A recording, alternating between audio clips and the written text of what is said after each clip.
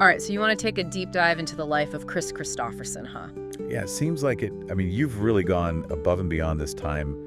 Articles, bios, even his Wikipedia page is incredibly detailed. It's like you want to uncover the man behind the music, and honestly, I'm right there with you. And it's a fascinating story because, you start digging and you realize this guy's life is full of these incredible contradictions. Oh, absolutely. Like, you almost can't reconcile the image of this Rhodes Scholar, Army captain, helicopter pilot with the image of, like, this rebellious country music outlaw. Right, and yet both are so essential to understanding who he was. It's like, what came first, the chicken or the egg? Did that rebellious spirit always exist, or did it emerge later in life? Well, that's what we're going to try to unpack, right? But Yeah. just to give you a sense of these contradictions, let's start at the beginning. So Kris Kristofferson, born in Texas, son of an Air Force Major General.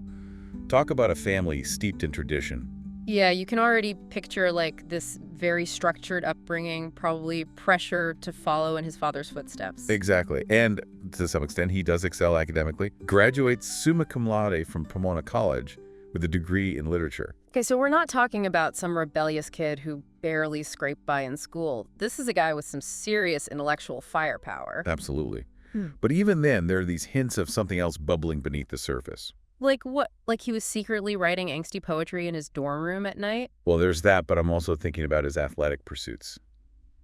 Boxing, rugby. Remember that Sports Illustrated article we dug up? Oh, yeah, his parents hated that, right? They Yeah. thought it was too dangerous, too reckless. Exactly. It drove them crazy. But there's this drive in him that seems to push against those expectations. It's like he couldn't help but test the boundaries, even if it meant butting heads with the people he loved. And then there's that story about him as a kid performing in front of a crowd. And what does he do? Turns his back to the audience. No way. Seriously. Seriously. Almost like he's instinctively shying away from the spotlight even then. Wow, that's such a powerful image. Like, even at a young age, he's wrestling with this discomfort, with attention, with expectation. Exactly. These glimpses of defiance, these hints at a different path, they're crucial to understanding the choices he makes later on. Because this isn't just a guy who stumbled into a life of music and rebellion. Yeah. This was a deliberate choice, a conscious decision to break free from those expectations. 100%.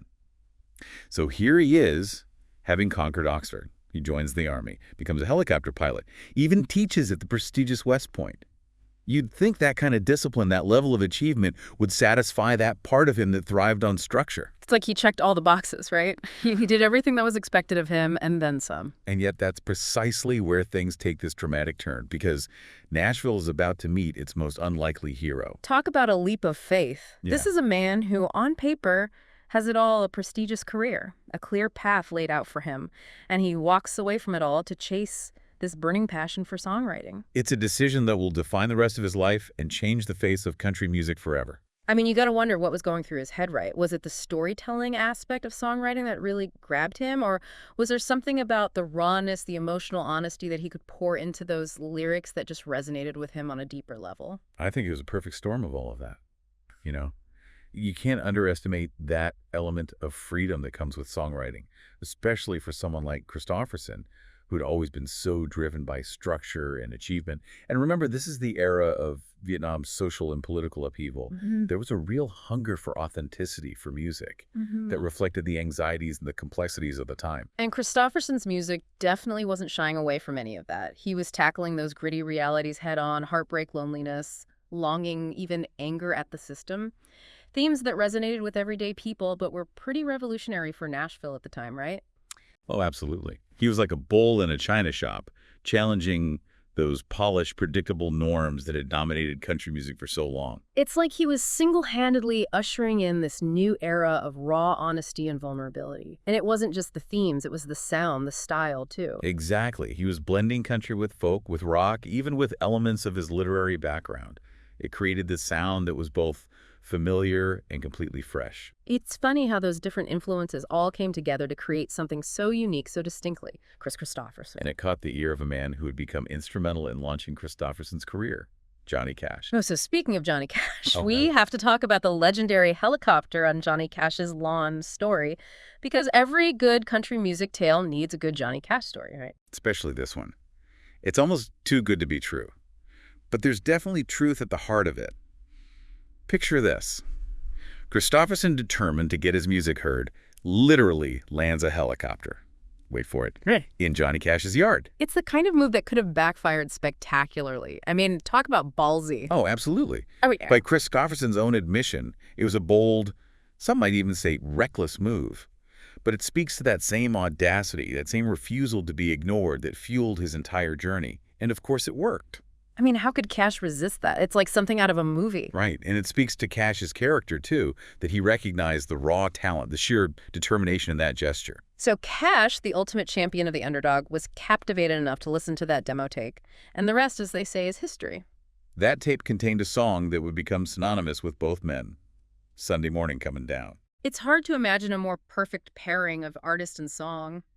It was a career-defining moment for Kristofferson. And it wasn't just Cash who recognized the power of that song. It resonated with a generation hungry for authenticity, for music that reflected the complexities of their own lives. This was a time when a lot of people were feeling disillusioned with the American dream, with the Vietnam War, with social injustice. And here comes Kristofferson, this Rhodes Scholar turned janitor, singing about hangovers and heartbreak with this rawness that was both unsettling and liberating. He was an outlaw before outlaw country even had a name. Right. And it wasn't just Sunday Morning Coming Down, help me make it through the night, me and Bobby McGee for the good times. These songs became anthems for a whole generation. It's impossible to imagine the landscape of country music without them. And his influence didn't stop there. He inspired a whole wave of artists, Waylon Jennings, Willie Nelson, even Janis Joplin, all drawn to the raw honesty and emotional depth of his music. It's no coincidence that so many of his songs have been covered by such a diverse range of artists. They tap into something universal, something that transcends genre and generation. Absolutely. But as his star was rising in the music world, his personal life was, as you can imagine, quite turbulent. That first marriage fell apart, and he started battling those demons of addiction. It makes you wonder how much of that personal struggle fueled the raw vulnerability in those songs. It wasn't just storytelling. It was lived experience poured onto the page. Absolutely. And I think that's a huge part of what resonates with people. He wasn't afraid to show the darkness, the pain, the struggles that exist alongside the triumphs. And speaking of triumphs, it wasn't just the music world that came calling Kristofferson's rugged good looks, and that undeniable anti-establishment vibe made him a natural fit for Hollywood. This was the 70s, a time of huge cultural shifts, and Hollywood was looking for leading men who embodied that sense of rebellion, that raw authenticity. Kristofferson fit the bill perfectly. He lands roles in films like A Star is Born, alongside Barbra Streisand and Alice Doesn't Live Here Anymore. Directed by Martin Scorsese, movies that were both commercial successes and critical darlings. Yeah, I mean, talk about a career shift. He goes from writing these incredibly personal songs to sharing the screen with Barbra Streisand, one of the biggest stars in the world. Did that Hollywood experience change his music at all, do you think? It's hard to say for sure, but it definitely exposed him to a whole new audience. And not just any audience, we're talking about mainstream America. Yeah. But Hollywood can be a fickle friend, you know? He definitely faced his share of setbacks, too. Yeah, wasn't Heaven's Gate kind of a disaster? Oh, yeah, that one's infamous. Almost bankrupted the studio. Ouch. So not exactly a high point in his acting career. Not at all, though I hear it's gained a bit of a cult following over the years. But you know, it's interesting.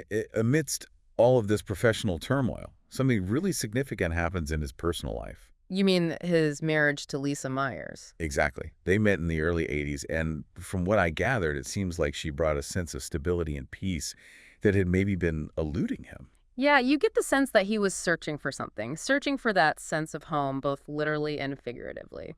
And he finds it with Lisa. They settle in Maui, raise a family. It's a far cry from those honky-tonks and those late-night recording sessions. I mean, Maui seems like the antithesis of the gritty, restless world that he captured in so many of his songs. Did that change of scenery influence his music at all? There's definitely a noticeable shift. Yeah. The honesty, the rawness, that signature Kristofferson sound, it's still there, but there's also this undercurrent of peace, of acceptance that wasn't as present before. Like he'd finally found some measure of inner peace. Something like that. But even then, he never really slowed down, did he? He kept acting, kept releasing music, even became a vocal advocate for social justice. That's right. He was never one to shy away from speaking his mind. What were some of the causes that he was most passionate about? Oh, there were many. He was a strong voice against war, a staunch supporter of environmental causes, and a fierce advocate for the rights of indigenous peoples. It's like that rebellious spirit, that questioning mind. It never really went away. It's so interesting how those themes of justice, of fighting for the underdog they run through his entire life and his work. And we can't forget about the Highwaymen. That collaboration with Johnny Cash, Waylon Jennings, and Willie Nelson was legendary. Talk about a country music dream team. Seriously, it was like the Mount Rushmore of outlaw country.